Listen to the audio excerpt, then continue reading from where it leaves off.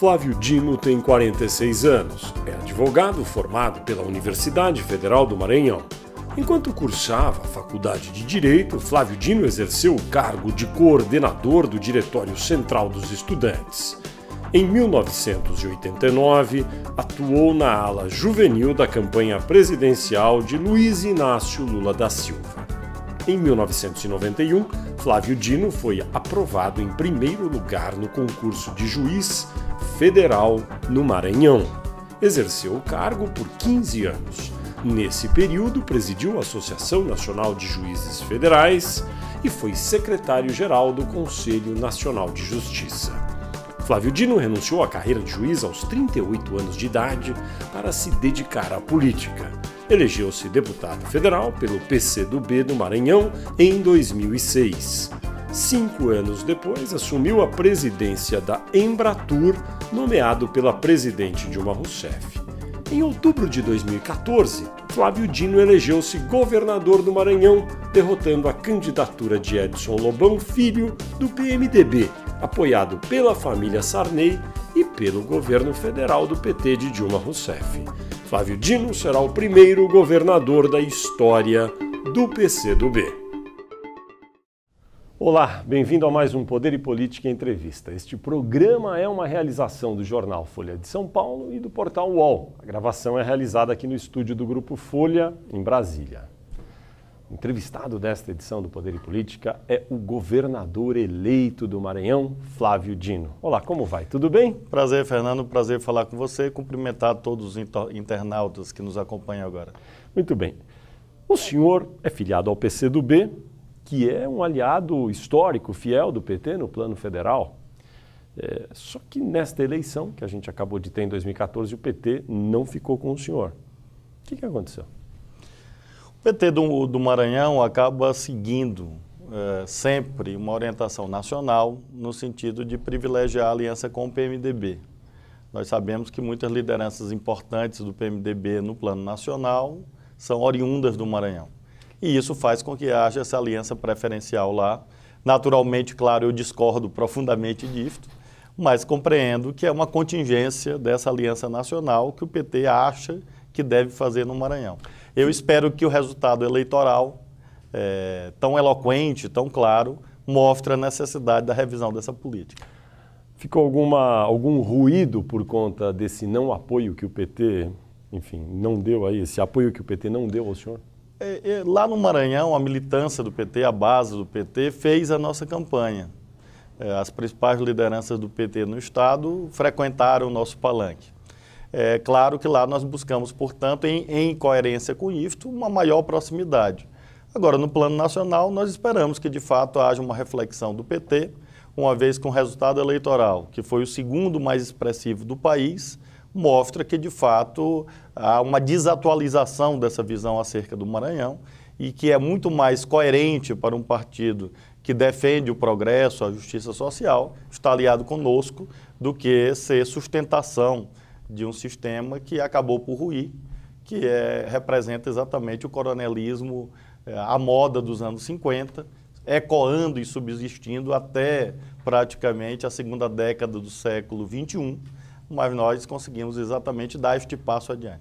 Estamos aí falando das pessoas ligadas à família de José Sarney, é a eles que o senhor está se referindo nesse caso. Sim, claramente, porque, como todo o Brasil sabe, é uma família e o grupo político constituído a partir desse núcleo familiar que hegemonizou a política maranhense nas últimas 5 décadas.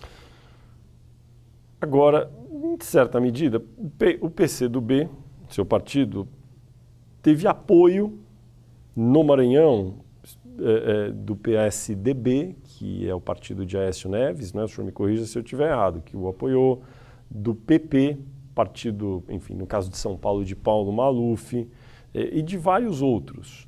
Também não foi uma aliança a sua, vamos dizer, pura, só com o seu partido. Isso daí, que tipo de influência teve na sua eleição e vai ter no seu governo? Bom, Fernando, em primeiro lugar, a pureza absoluta, nesses termos, é algo metafísico, né? Nós estamos lidando de processos históricos e é claro que nós procuramos fazer uma aliança com os parceiros que concordam naquele momento com um desafio, no caso, virar a página do coronelismo no Maranhão, e com um programa.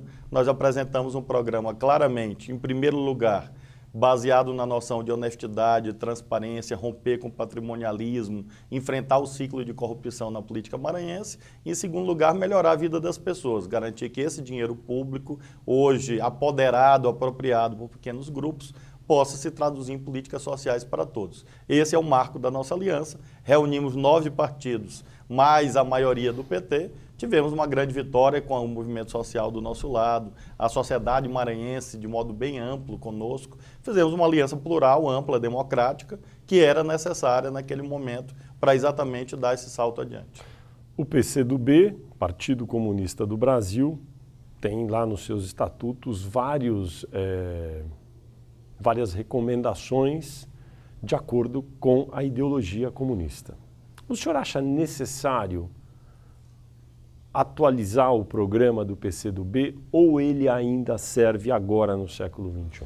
Nós estamos permanentemente atualizando o nosso programa, até porque em coerência com aquilo que nós acreditamos, com o nosso método de análise da sociedade, nós compreendemos que cada situação concreta exige uma análise desta situação e políticas concretas para esse momento. O PCdoB já fez grandes revisões nas últimas 2 décadas e vem empreendendo sempre, buscando exatamente responder aos desafios do Brasil. Tem alguma específica, algum trecho do estatuto, do programa, do partido que o senhor acha que mereceria atualização no momento? Nós estamos exatamente buscando ajustar sempre a nossa tática política à realidade da América Latina no século XXI.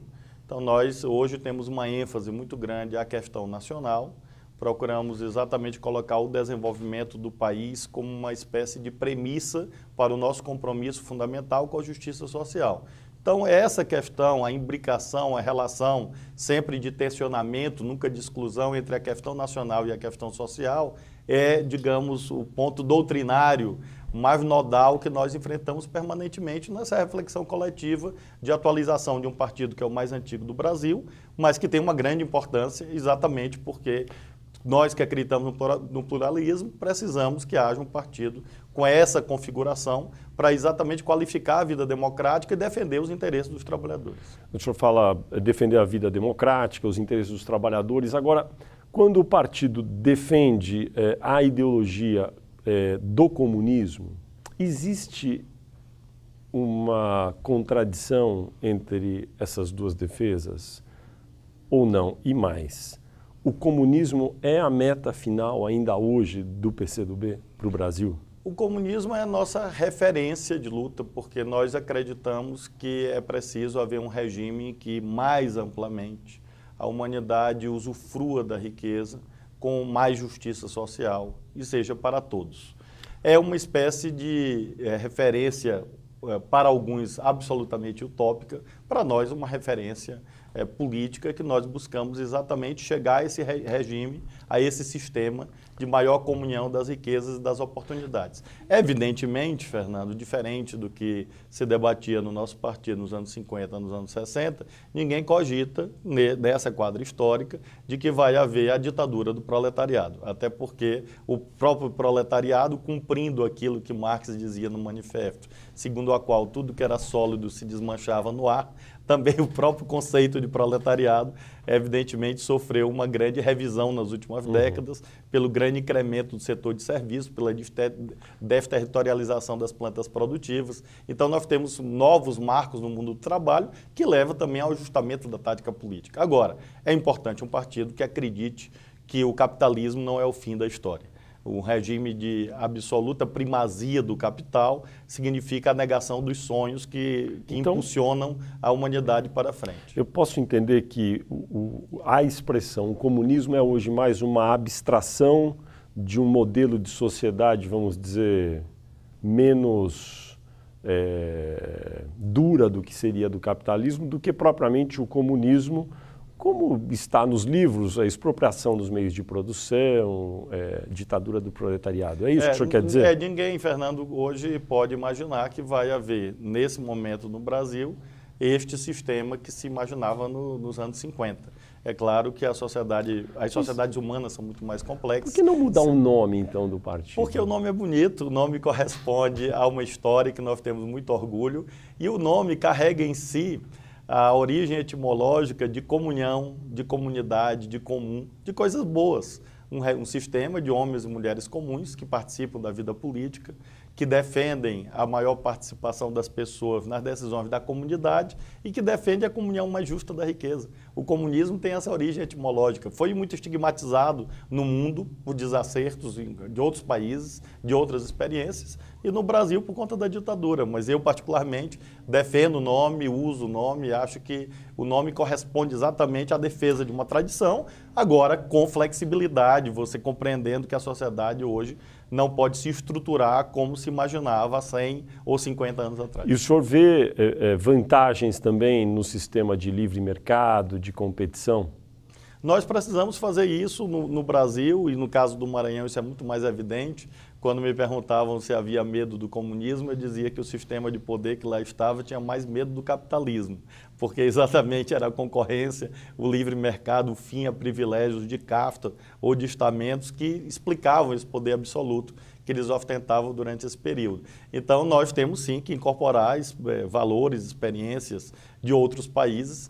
E nós temos exemplos hoje no mundo, né? O que permitiu hoje essa grande potência econômica que é a China foi exatamente a convivência entre uma certa visão clássica com outras formas de organização do mercado. O senhor vai ser o Deng Xiaoping, então, do Maranhão? Não, eu não tenho essa pretensão. Mas o Deng Xiaoping tem uma frase que eu cito sempre, que eu acho genial, que ele dizia, não importa a cor do gato, importa que ele mate o rato. É isso. Então, é um provérbio chinês que eu acho que se aplica bem à realidade brasileira, um momento assim, muito delicado da vida política do nosso país. O senhor está dizendo, em outras palavras, que o PCdoB, um partido comunista do Brasil, é que vai implantar o capitalismo no Maranhão, é isso? Esse é o nosso desafio, fazer uma revolução democrático-burguesa com 300 anos de defasagem, ou seja, garantir o cumprimento da lei, dos contratos, incentivar os investidores privados, novas formas de organização do Estado que contemplem a participação popular, mas que permitam também, de outro lado, o desenvolvimento daqueles que querem empreender, querem investir, que venham para o Maranhão,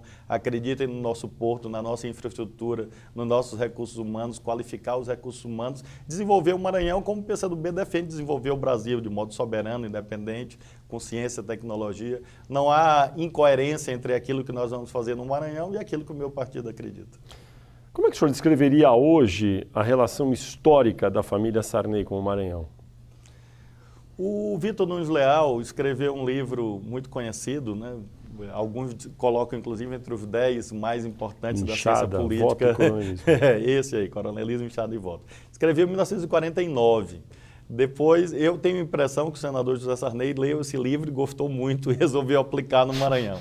Então, é exatamente esse sistema que nós temos lá, um sistema de formação de clientelas, de negação da cidadania, e nós estamos procurando exatamente superar esse momento, afirmar plenamente os valores da República, em primeiro lugar, a separação do público com a esfera privada, garantir que todos tenham oportunidades, garantir o cumprimento do princípio da legalidade. Isso é algo absolutamente imprescindível para o Maranhão no que se refere a compras governamentais, contratos, obras, contratação de servidores públicos, princípio da impessoalidade, valorização do mérito de cada um que possa contribuir com a evolução da sociedade. Então, são esses desafios que estão postos sobre a mesa exatamente para conseguir superar essas marcas que eles representam, né, na política maranhense e na política brasileira. Não é algo que se refira apenas à política do Maranhão. Tem sido costume dizer que a família de José Sarney, integrantes da própria família ou aliados, dominaram o Estado por 5 décadas. Mas houve alguns interregnos aí no meio. O senhor diria que foram, de fato, 5 décadas? Houve alguns espasmos ali de oposição? Os únicos hiatos foram o fim do governo José Reinaldo Tavares, porque José Reinaldo foi eleito com apoio deles e depois, no curso do governo, já no fim de 2005, rompeu. Então, nós tivemos aí 1 ano e meio, mais ou menos, desse governo que foi independente do sistema de poder que eles representavam, e os 2 anos do Dr. Jackson Lago, que acabou por ser cassado pelo Tribunal Superior Eleitoral numa ação movida pela então senadora Rosiana Sarney. Então, 3 ou 4 anos, mas eu sempre dizia de isso. 66 até agora, é 66, não é? O senador José Sarney, a partir desse momento, da eleição dele a governador 66. em 65, e como ele exerceu... Daí assumiu em 66. Exatamente. A partir daí ele exerceu naturalmente níveis diferenciados de influência, mais alta ou mais baixa, mas sempre uma grande influência, até afirmar um domínio absoluto, exatamente pela capacidade dele cumprir uma das leis do coronelismo, que é se adequar às mudanças da política nacional para manter o poder local. Então ele foi governo no plano nacional desde o Celino Kubitschek praticamente até agora. Então é realmente uma capacidade de adaptação visando a manter o poder local.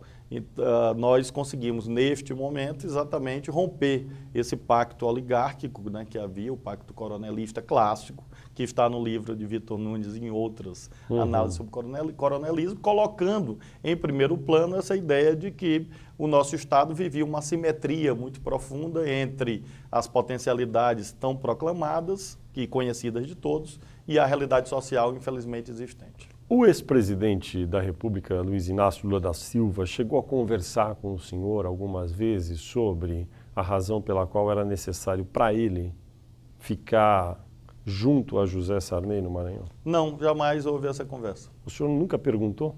Também não. Por quê? Porque eu imagino que a resposta seria em torno da temática da governabilidade. E, como eu disse no início, é algo que eu não concordo, mas compreendo as razões de quem pensa assim. Nós estamos vendo as dificuldades que este governo e qualquer governo enfrentaria num Congresso extremamente fragmentado, difícil a formação de maiorias estáveis que garantam a implementação de políticas públicas, e isso faz com que haja determinados pactos, determinados acordos. Apenas penso que no caso do Maranhão o preço imposto era muito alto. Seria exatamente a perpetuação desse sistema injusto que lá estava. Lula e o PT poderiam ter sido um pouco mais arrojados, digamos, já pelo menos em 2010 e já avançado no Maranhão?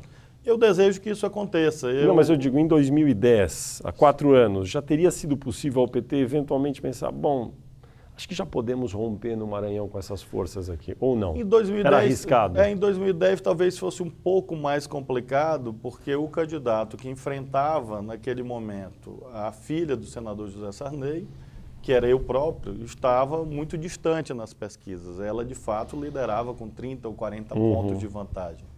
Em 2014, a situação era diametralmente oposta. Eu comecei a campanha liderando por 30 pontos e terminei liderando por 30 pontos.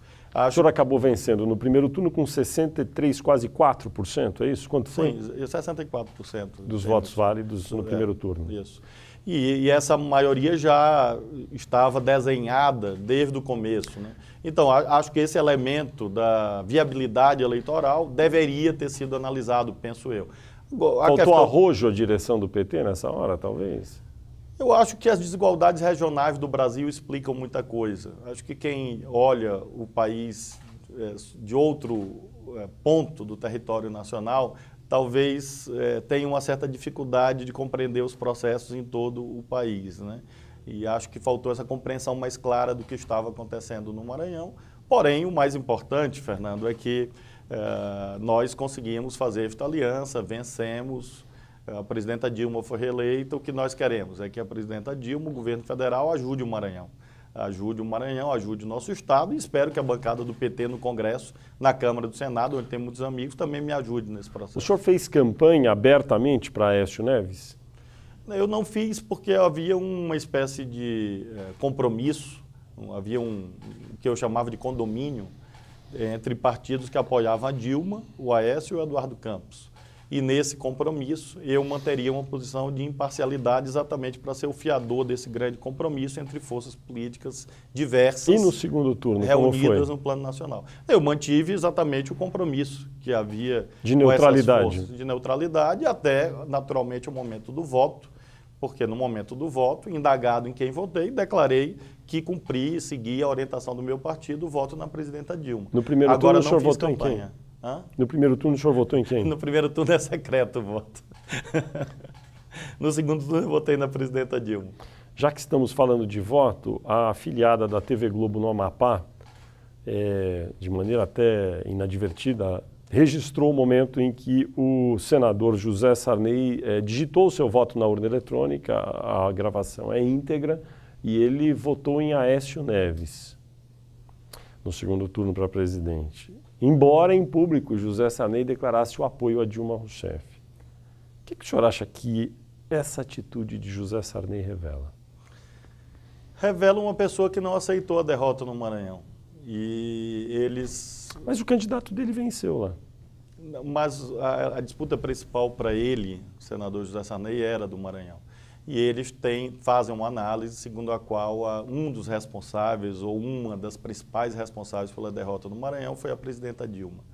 E eles verbalizam isso no âmbito do próprio grupo e, às vezes, publicamente dão a entender. O próprio candidato, que foi meu adversário, disse isso expressamente, que faltou apoio da presidenta Dilma. Eu interpretei esse gesto dele inusitado, um gesto realmente impressionante, espantoso, eu não esperava isto, como uma espécie de retaliação íntima, pessoal, a isso que ele atribui a falta de apoio da presidenta Dilma no processo do Maranhão, na medida em que ela não se envolveu de nenhum modo na campanha. Ela não participou, ela manteve, em relação à disputa do governo do Estado, uma posição de neutralidade. Ela não interveio nem num sentido nem no outro. E acho que isso explica a atitude pessoal do senador José Sarney. Não aceitar a derrota, não identificar as razões da derrota em si mesmo, e sim procurar atribuir a alguém, e esse alguém acabou sendo a presidenta Dilma. Passada já mais de uma semana da eleição, o senhor teve a oportunidade de telefonar para a presidente Dilma, ou receber um telefonema dela, cumprimentando pela eleição? Não, ainda não. Nós estamos aguardando uma agenda, né, para fazer isso formalmente, pessoalmente, e eu tenho certeza que a presidenta Dilma vai ajudar muito o Maranhão.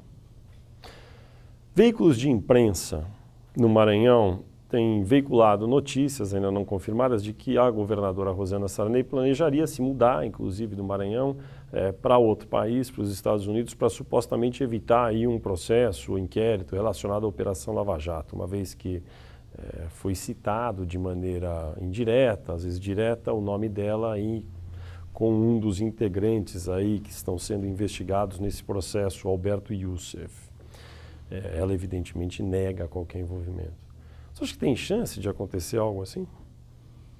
Eu não sei exatamente o que ela vai fazer, Fernando. Há esse comentário.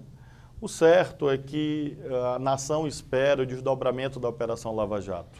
Eu acho que, inclusive, a permanência desse sigilo que existe até hoje é nociva aos interesses do país, porque se presta a todo tipo de manipulação, de intriga, de especulação. Acho que o Poder Judiciário do Brasil ajudaria muito a política nacional ao abrir, finalmente, o que é exatamente o conteúdo da Operação Lava Jato, uma vez que os principais depoimentos já foram tomados e a natureza dos crimes não permite que as provas sejam eliminadas, porque crimes financeiros, crimes de corrupção, normalmente deixam rastros documentais, né? Siga o dinheiro, é o mandamento número 1 nesse tipo de investigação. De modo que acho que seria muito útil para o atual Congresso Nacional e para o próximo, que fique claro ao fim, até para que eu possa responder com mais precisão uma questão deste tipo.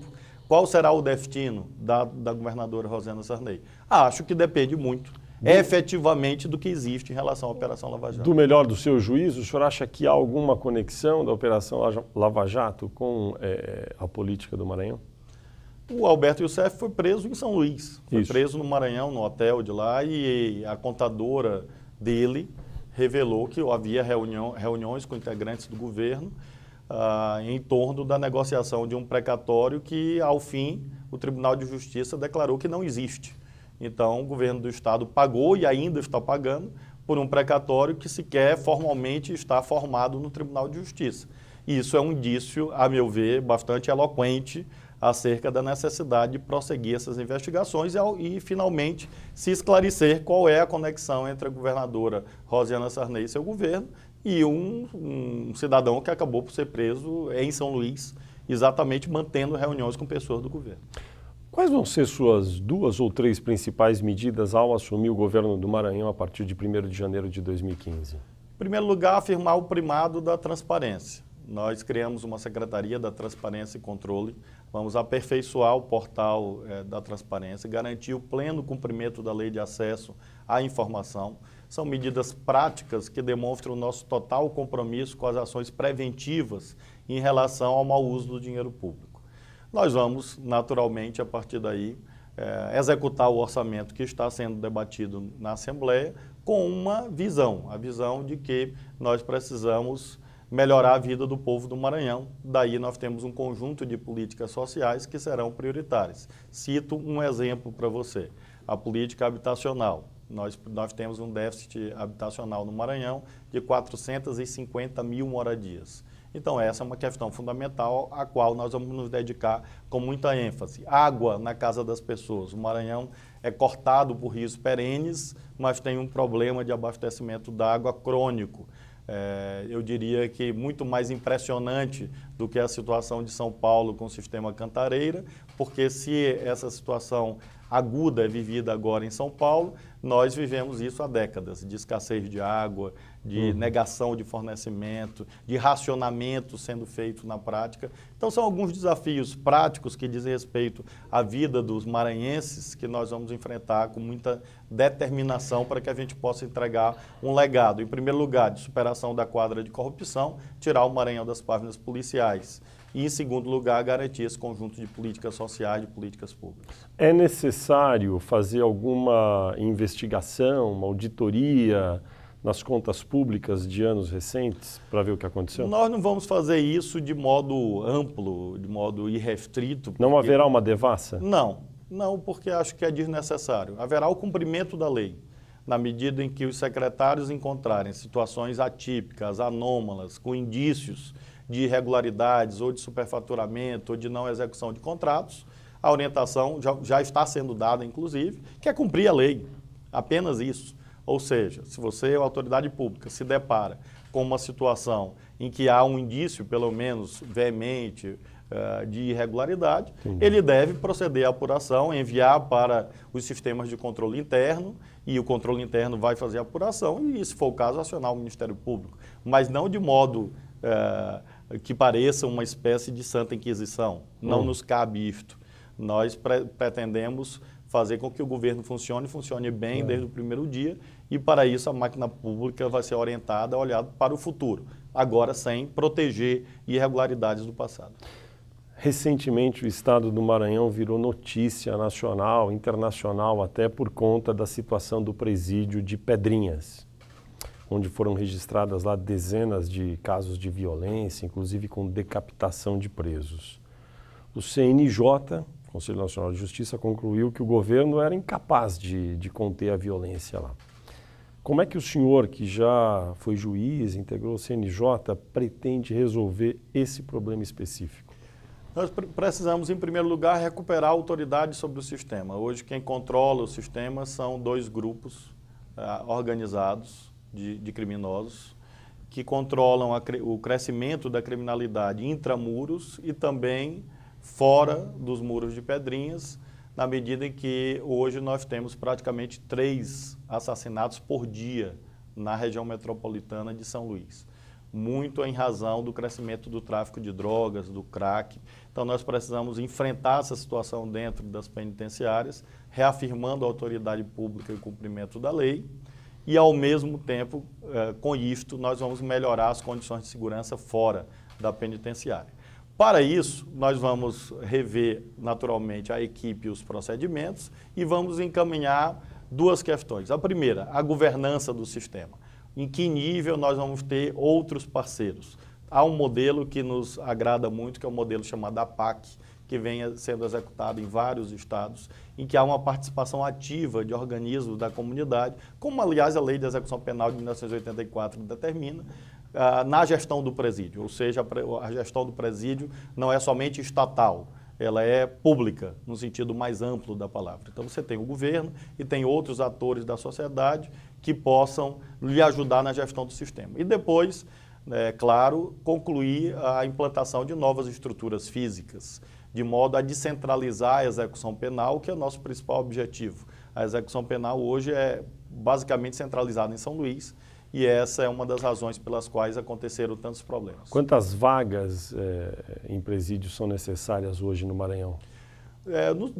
Em Pedrinhas, nós temos 2.200 presos para 1.700 vagas. Então, nós temos um déficit de 500. Há, naturalmente, muitos presos provisórios em delegacias ainda.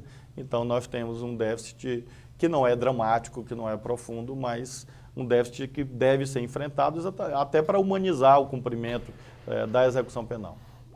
O senhor mencionou aí o número de homicídios que ocorrem na região metropolitana de São Luís e falou sobre tráfico de drogas. O senhor tem posição formada a respeito de como deve ser a política antidrogas no país e se é necessário que o Brasil discuta a possibilidade de vir a descriminalizar as drogas? Eu sou a favor de todos os debates na sociedade. Eu, particularmente, minha posição pessoal é contrária à descriminalização.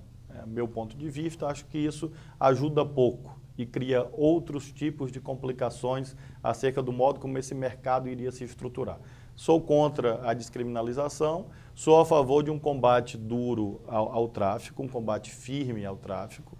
E, naturalmente, os dependentes devem ser compreendidos como uma questão de saúde e da sociedade. Sou absolutamente contra o encarceramento de dependentes usuários, porque isso, na verdade, acaba resultando em novos ciclos de criminalidade. É isso que eu ia falar para o senhor, porque se não houver uma orientação melhor aí para os juízes podem, às vezes, dar uma pena alternativa, mas muitas vezes não dão também.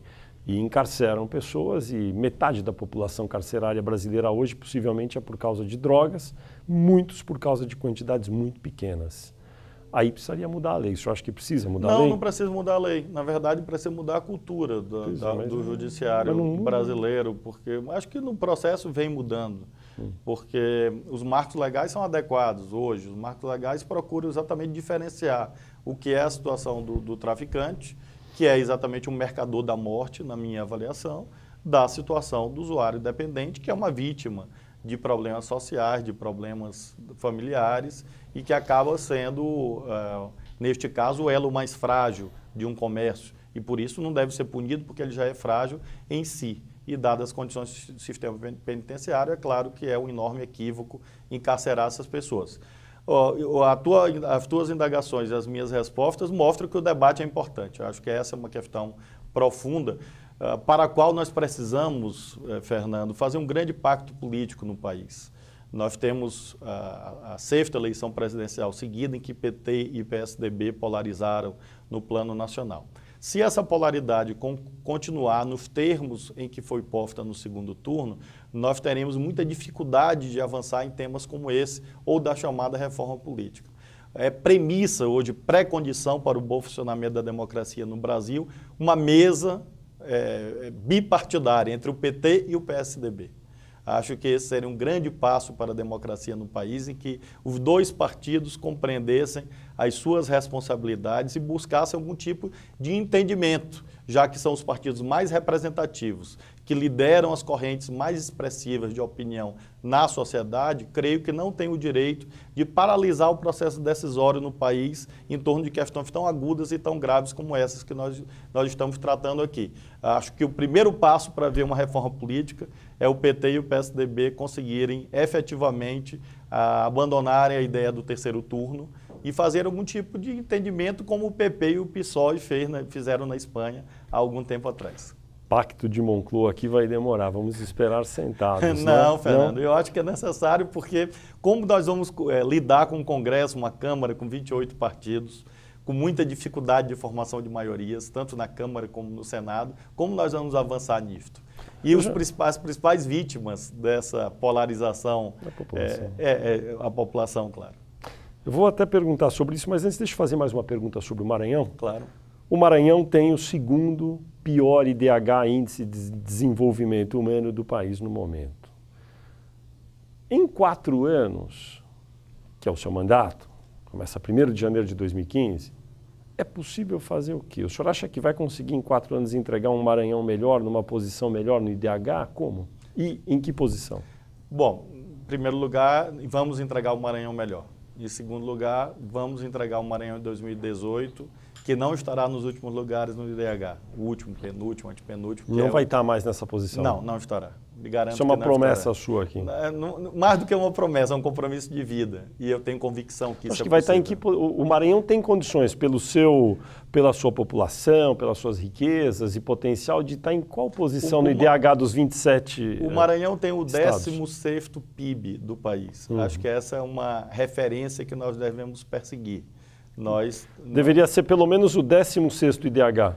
Acho que é uma referência. O certo é que não dá para compreender como um estado que tem o 16º maior PIB do país e tem tantas potencialidades tem ao mesmo tempo uma situação social tão negativa.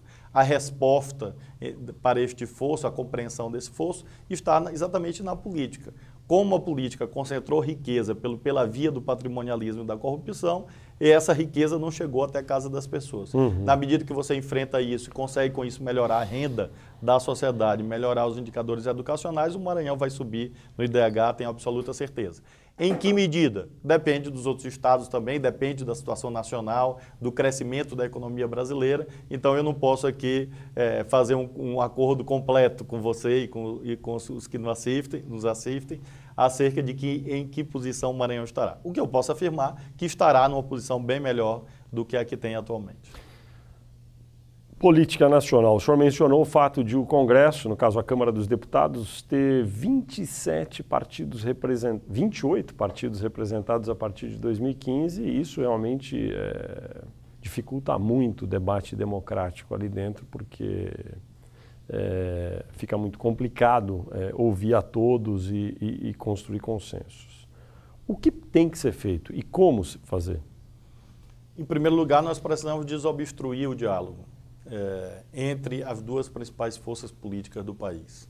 Se o PT e o PSDB conseguirem fazer algum tipo de acordo de procedimento acerca da deliberação dos temas, e tenho certeza, nos temas institucionais, até mesmo acordo de mérito, de conteúdo, é possível ocorrer, nós vamos avançar na chamada, sonhada e anunciada e debatida reforma política. Mas deixa eu interrompê-lo. Esse acordo PT-PSDB, eu ouço sobre esse acordo também há muitos anos, o senhor também, todos nós. Acreditar que ele vai ocorrer, quer dizer, querer que ele ocorra, talvez seja uma coisa até boa para o país. Agora, acreditar que ele vai ocorrer no médio prazo é um pouco ingênuo, não é? É otimista, é uma visão otimista, é uma visão cristã, segundo a qual as pessoas se convertem, se aprimoram, e acho que nós devemos defender isto com muita ênfase, independentemente das dificuldades materialmente existentes. Neste dia que nós estamos conversando, eu acredito sim que é possível, porque sem isso nós vamos passar mais 4 anos discutindo reforma política e vamos avançar pouco, a não ser por 2 eventos. O primeiro, Operação Lava Jato. Eu tenho dito que dependendo do desdobramento da Operação Lava Jato, se o Congresso não fizer reforma política, a polícia fará. A Operação Lava Jato vai fazer grande parte da reforma política, porque no seu núcleo está a delicada questão do financiamento de campanha. Imbricada essa questão, há um julgamento no Supremo Tribunal Federal que deve, provavelmente, pôr fim ao financiamento empresarial. Então, esses 2 eventos somados vão acabar por fazer a agenda. O que eu estou aqui defendendo é que, para além desses fatos objetivos que ocorrerão, haja também por parte dos atores políticos um passo, sob pena de mais uma vez ficar caudatário desses outros eventos que ocorrerão na esfera extrapartidária ou extrapolítica. Ninguém pode imaginar que algo vai transitar no Congresso Nacional e na sociedade sem haver um entendimento PT-PSDB. Me parece mais factível crer nisso do que acreditar que um dos lados vai conseguir unilateralmente impor a sua visão. É impossível, dada a fragmentação, dada a própria situação derivada da eleição, nós imaginarmos que um dos lados vai conseguir impor a sua visão. Nós temos, nesse sentido, uma crise de hegemonia permanente no parlamento brasileiro. Acho que a última hegemonia clara, nítida, estável, foi a do Centrão na Constituinte. De lá para cá, nós tivemos maiorias ocasionais que se formaram. Episódicas e que se dissolveram logo em seguida. E é essa crise de hegemonia do processo decisório que deve ser enfrentada. Se não for enfrentado pelo Congresso, vai ser enfrentado pelo Supremo e também pela Polícia Federal. E aí isso me parece uma contra-utopia. Então, entre a contra-utopia e a utopia, eu prefiro a utopia. Sobre o número de partidos representados na democracia brasileira dentro do parlamento, há um problema mecânico aí a ser resolvido, porque os partidos são incentivados a existir, muitos deles, naquele campo da negociata, a gente sabe, porque emprestam ou até vendem os seus tempos de TV, enfim, e assim vão sobrevivendo. Para resolver isso, existe uma fórmula clássica usada em alguns países, que é a cláusula de desempenho ou de barreira. O problema para aplicar essa cláusula é que alguns partidos ditos mais ideológicos também seriam solapados por ela. Como resolver essa contradição? A cláusula de barreira é um debate necessário desde que você observe parâmetros de representatividade adequados a um país como o Brasil. Nós não somos a Alemanha, a Suécia ou enfim. Nós temos características, dada a dimensão territorial, a pluralidade existente, inclusive do ponto de vista regional. Eu entendo isso, nós precisamos garantir coeficientes de representatividade que sejam distintos daqueles que foram estabelecidos originariamente, de 5%. Que é um parâmetro realmente elevadíssimo, que levou, inclusive, a que o Supremo declarasse inconstitucional. Nós precisamos também, além da cláusula de barreira, fazer outros debates. Nós sempre defendemos o advento das chamadas federações partidárias, que são coligações mais permanentes, programáticas, que garantiriam, portanto, uma reorganização a partir de diálogo entre as forças políticas e não propriamente por um parâmetro heterônomo imposto de fora para dentro do sistema político. Então, acho que a combinação disto, a combinação de novos parâmetros de financiamento, garantindo que a política se organize de outro modo, mais o debate sobre federações partidárias e, eventualmente, algum tipo de cláusula de desempenho que seja democrática, que preserve exatamente esse coeficiente de representatividade necessária à legitimação de uma democracia como o Brasil, pode ajudar nisto. Além disso, há questões regimentais do Congresso, da Câmara, particularmente, estive lá, como você sabe, e que podem ajudar também a destravar o processo decisório no Congresso brasileiro. Cite um elemento ali do funcionamento do Congresso que deveria ser aperfeiçoado para as coisas andarem com mais rapidez. Em primeiro lugar, é absolutamente impossível funcionar apenas às quartas-feiras. Em segundo lugar, nós precisamos valorizar mais as comissões e menos o plenário. São questões regimentais que podem ser resolvidas lá.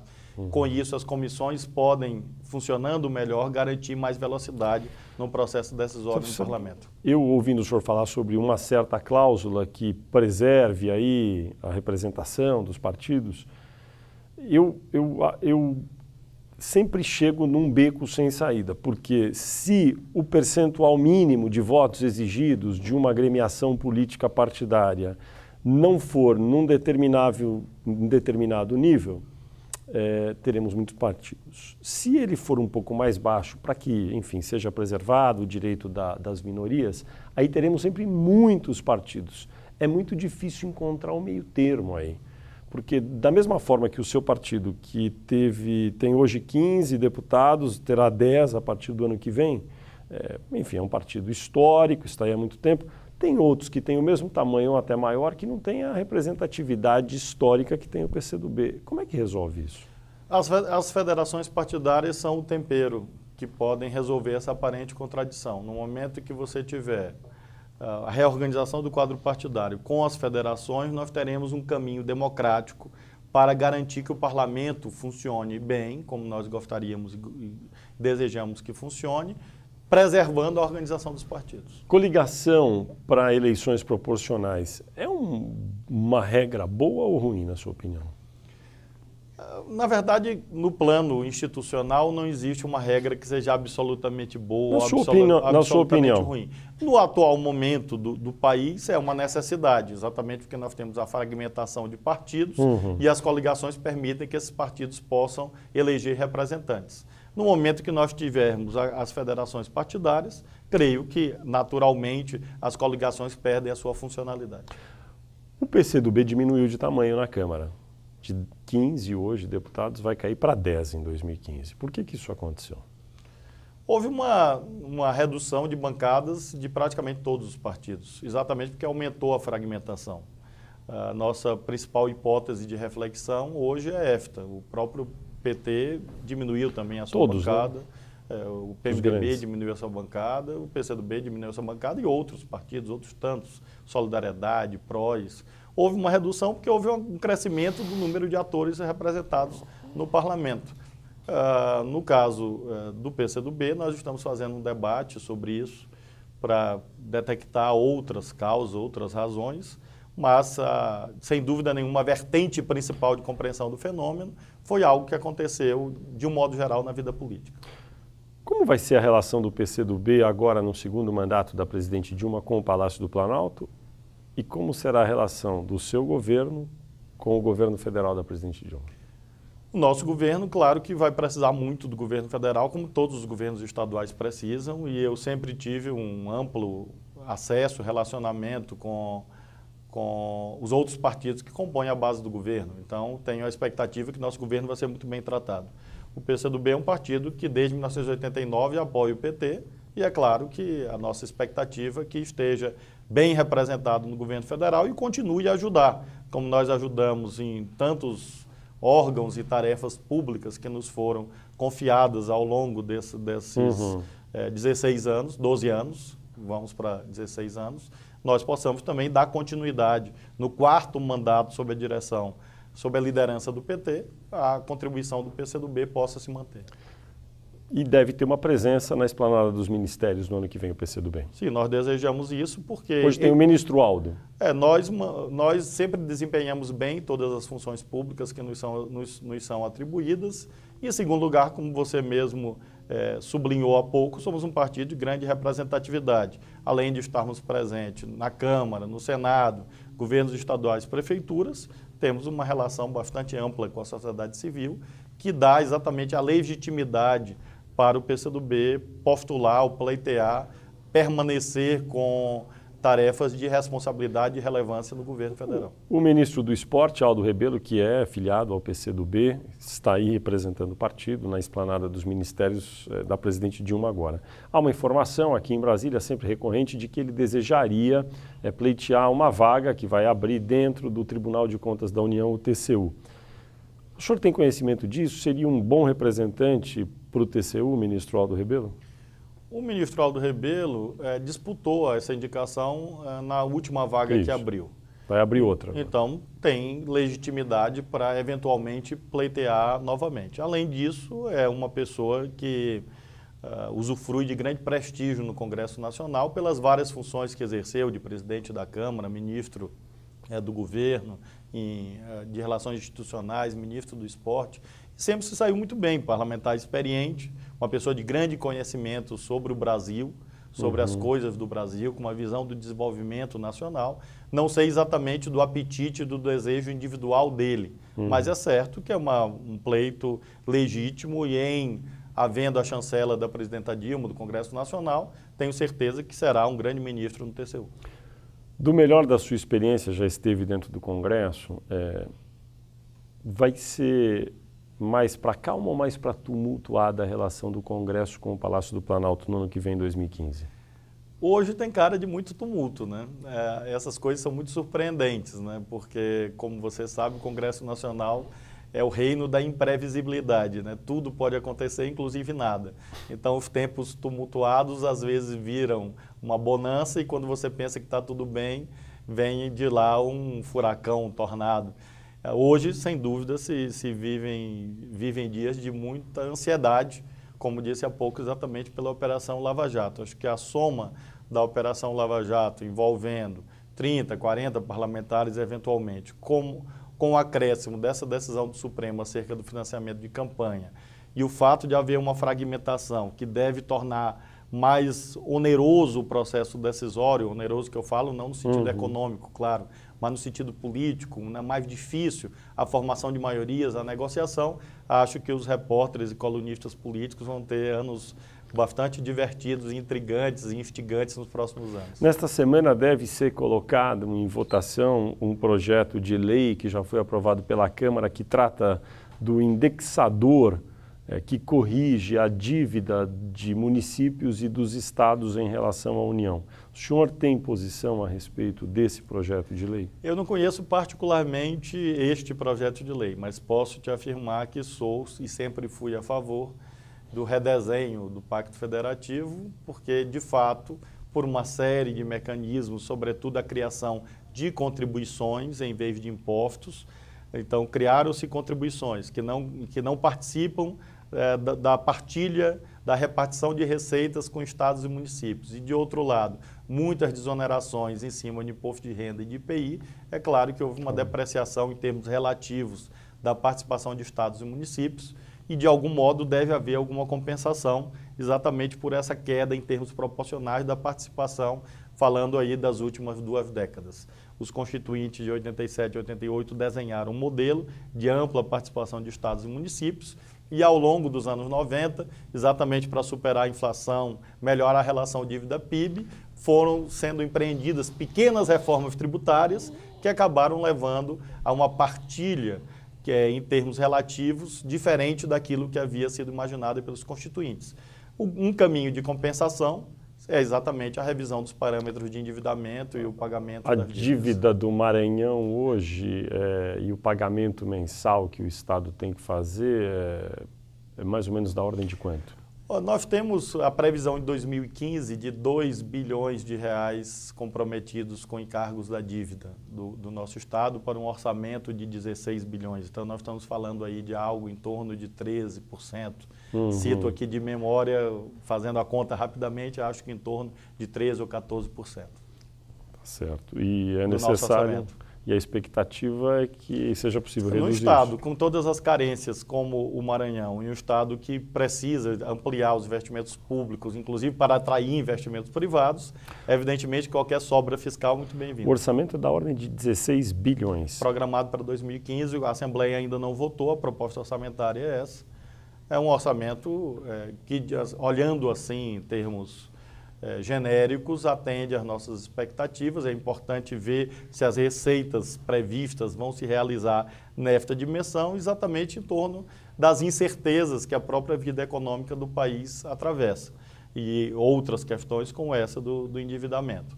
Nós vamos executar bem esse orçamento. O que eu posso garantir a você e a todos os brasileiros é que esse dinheiro não irá parar no meu bolso, nem da minha família, nem dos meus aliados políticos. Flávio Dino, governador eleito do Maranhão, do PCdoB, muito obrigado por sua entrevista à Folha de São Paulo e ao UOL. Eu que agradeço, um prazer.